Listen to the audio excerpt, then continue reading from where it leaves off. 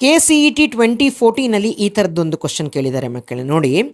If a charge on a body is 1 nanocoulomb then how many electrons on present on the body. So ಇದಕ್ಕೆ ನಾವು ಯಾವ ಪ್ರಾಪರ್ಟಿನ use ಮಾಡಬೇಕು ಅಂದರೆ, charges are quantised ಅಂತ.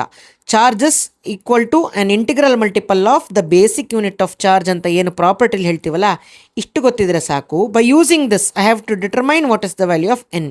N ಅಂದರೆ Q/E ಆಗಿ ಇರುತ್ತೆ. ಕರೆಕ್ಟ್ ಅಲ್ವಾ ಮಕ್ಕಳೇ? ಸೊ ಈಗ ಚಾರ್ಜ್ ಎಷ್ಟು ಅಂತ ಅವ್ರು ಕೊಟ್ಟಿದ್ದಾರೆ. That is 1 ನ್ಯಾನೋಕೂಲಂಬ್. 1 ನ್ಯಾನೋಕೂಲಂಬ್ ಅಂದರೆ 1 × 10⁻⁹ ಕರೆಕ್ಟ್ ಅಲ್ವಾ? Divided by charge of an electron ಎಷ್ಟು? 1.6 × 10⁻⁹.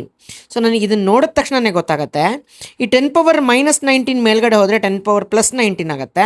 10⁻+9 10⁻⁹ ಬಿಕಮ್ಸ್ 10⁻+10 ಆಗುತ್ತೆ. ಸೊ ಇಲ್ಲಿ ನೋಡಿ ಆನ್ಸರಲ್ಲಿ 10⁻+10ಗೆ ಹತ್ತಿರ ಇರೋದು 10⁻9 ಒಂದೇ. ಸೊ ನನಗೆ ಗೊತ್ತು ಇದೆ ಕರೆಕ್ಟ್ ಆನ್ಸರ್ ಅಂತ. ಆದರೂ ನಾನು ನಿಮ್ಗೊಂದ್ಸತಿ ವೆರಿಫಿಕೇಷನ್ ಮಾಡಿ ತೋರಿಸ್ಬಿಡ್ತೀನಿ ನೋಡಿ.